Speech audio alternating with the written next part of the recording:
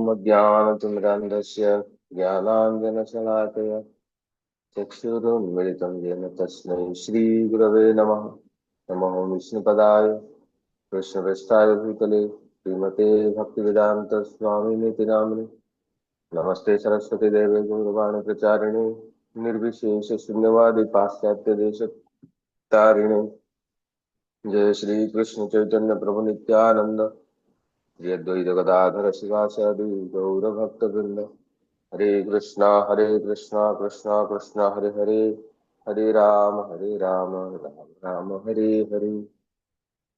उपस्थित सभी वैष्णव भक्तों को मेरा सादर दंडवत प्रणाम।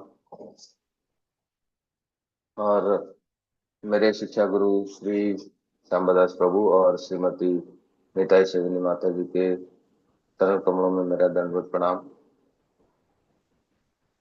मैं बहुत आभारी हूँ। आज मुझे इस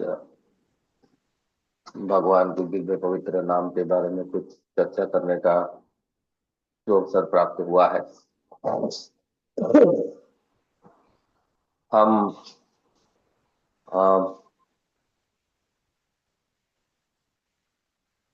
पिछले सत्र में चर्चा किए थे कि जो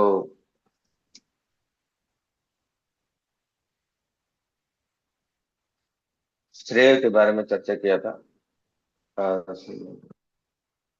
श्रेय कैरव चंद्रिका वितरणम विद्यावधु जीवनम, यहाँ पे है हम लोग अभी। तो एक महान वैष्णव आचार्य है जो जिनका नाम है श्री कानुप्रिय गोस्वामी। उनको नाम विज्ञान आचार्य के नाम पे जाना जाता है। तो वो कहते हैं कि जो श्रेय होता है, श्रेय कैरव चंद्रिका वितरणम, जो हमारे नाम संकीर्तन के द्वारा, नाम जप के द्वारा जो हमारे जीवन में जो श्रेय श्रेय का जो कुमुद, जो night water lily is blooming, what is that ultimate श्रेय। तो श्रेय के बारे में बताने की वो कोशिश कर रहे हैं कि श्रेय यह है कि which prevents the degradation of soul and that which causes gradual elevation for the soul is to be known as श्रेय। ऑस्पिशियस जो हम मंगल बोल के कहते हैं, ये मंगल क्या है कि जो जीवात्मा का फर्दर डिग्रेडेशन अर्थात जीवात्मा का पतन नहीं करता है, अपितु जीवात्मा का आध्यात्मिक प्रगति करता है, वो है श्रेय। तो हम देखते हैं कि अलग अलग जीवात्मा का अलग अलग श्रेय होता है। कैसे, मान लीजिए कि एक व्यक्ति दारू पी के गटर में गिरा, तो उसको जाके अगर हम बोलेंगे कि आप थोड़ा भक्ति रसामृत सिंधु का पाठ कीजिए तो आपका मंगल होगा, तो व्यक्ति बोलेगा भक्ति क्या है, रस क्या है, अमृत क्या है, ये तीन सवाल पहले पूछेगा। और वो और ये पूछेगा कि ये भक्ति रस का अमृत मुझे कोई जरूरत नहीं है, अभी मुझे जो अमृत मिल रहा है वो सही है। तो उसके लिए श्रेय वो नहीं है कि हम उसको चरम भक्ति उन्नत उज्जवल रस को हम उसको प्रदान करेंगे। उसके लिए श्रेय है कि थोड़ा सा अगर वो आध्यात्मिकता की ओर जाए या एटलीस्ट मंदिर जाके भगवान के सामने माथा टेक दे, वो उसके लिए श्रेय होगा। अगर एक व्यक्ति आध्यात्मिक मार्ग में है, मंदिर जाता है, भगवान के सामने नतमस्तक होता है और ज्ञान मार्ग में है, ज्ञान अर्जन करके भगवान को जानने की कोशिश कर रहा है, या कोई योगी है, तो उसको हम बोल सकते हैं कि थोड़ा सा भगवान की भक्ति कर लो, गीता भागवत पढ़ लो, भगवान की संग कर लो, और उसके लिए वो श्रेय होगा। अगर वो कोई व्यक्ति भक्ति योग का प्रैक्टिस कर रहा है, अभ्यास कर रहा है, तो उसके लिए श्रेय ये होगा कि वो आगे चल के उन्नत उज्जवल रस को प्राप्त करे, प्रेम रस को प्राप्त करे, उसके लिए वो श्रेय होगा। तो श्रेय जो है ये ये कन्फाइंड नहीं है कि मेरे लिए ये श्रेय है, ये एक बेंचमार्क नहीं है। बेंचमार्क अलग अलग आदमी का, अलग अलग जीवात्मा का, अलग अलग माइंडसेट के ऊपर और अपना सोच विचार के ऊपर, अपना स्तर के ऊपर डिपेंड करता है, निर्भर करता है कि श्रेय उसके लिए क्या है। तो हम देखेंगे कि जो ये जीवात्मा है, हमारा ये शरीर से कंप्लीटली, संपूर्ण रूप से भिन्न है, क्योंकि जीवात्मा एक आध्यात्मिक चिद वस्तु है। और जो ये शरीर है, ये शरीर कंप्लीटली, संपूर्ण रूप से एक भौतिक वस्तु है। और ये शरीर के साथ जो भी संबंधित है, ये जो घर हो गया, पैसा हो गया, अपने सगे संबंधी हो गया, ये सारे चीज जो है, ये शरीर के साथ संबंधित है। शरीर के साथ संबंधित होने के नाते ये एक भौतिक वस्तु हो गया, और जो जीवात्मा है वो आध्यात्मिक वस्तु है। तो जो धर्म रिलेटेड जो भी बेनिफिट है जीवात्मा के, वो कहते हैं जो जीवात्मा का रिलेटेड जो धर्म है, आत्मा का रिलेटेड धर्म को कहते हैं आत्मधर्म। और शरीर के साथ रिलेटेड जो धर्म है उसको कहते हैं दैहिक धर्म। तो श्री कानुप्रिय गोस्वामी बताते हैं कि ये जो दो धर्म है, एक है आत्म धर्म और एक है देह धर्म या दैहिक धर्म। उसमें से जो देह धर्म है वो प्रिय है, और जो आत्मा धर्म है वो श्रेय है। तो कठोपनिषद में एक श्लोक वर्णन है कि श्रेयश्च प्रेयश्च मनुष्यम एतत् तौ संपरित्य विविनक्ति धीरः। जो धीर है, जो सोबर पर्सन है, जो अध्यात्मवादी है, वो क्या करेंगे? श्रेयो ही धीरो, वो श्रेय को ही लेंगे। अभी प्रेयसो वृणीते, प्रेय को छोड़ देंगे। प्रेयो मंदो योग क्षमाद वृणीते, जो योग है, जो हमारे पास जो शरीर के साथ जो अ, ये शरीर है, ये योग है।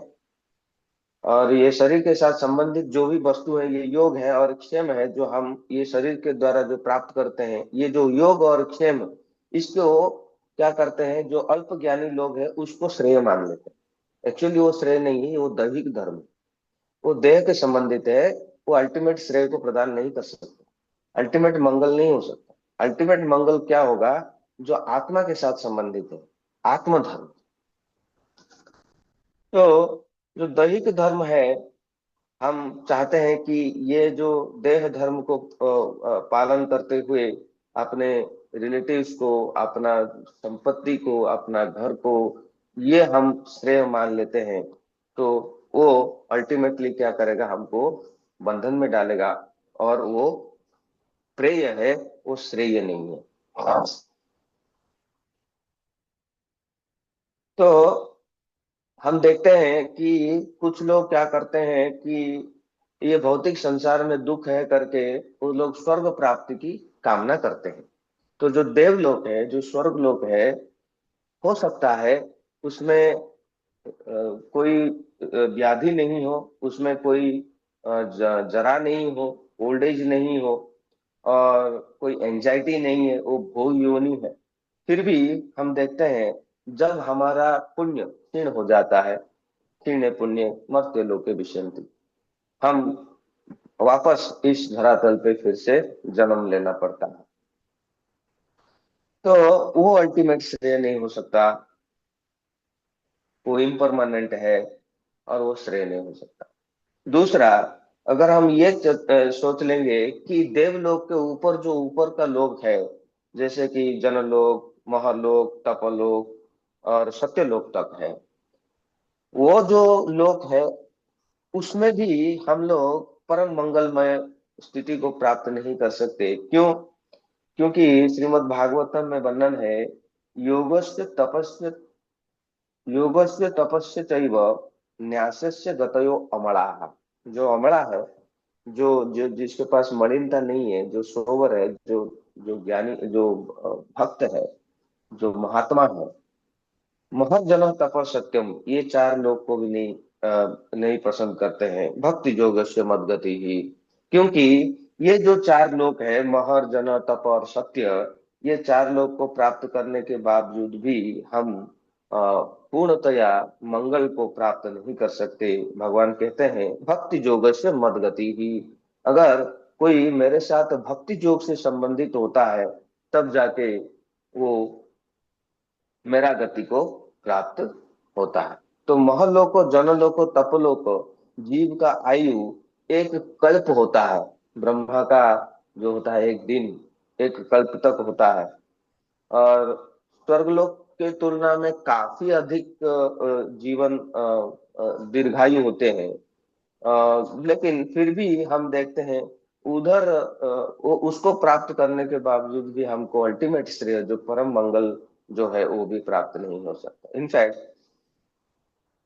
अगर हम्म,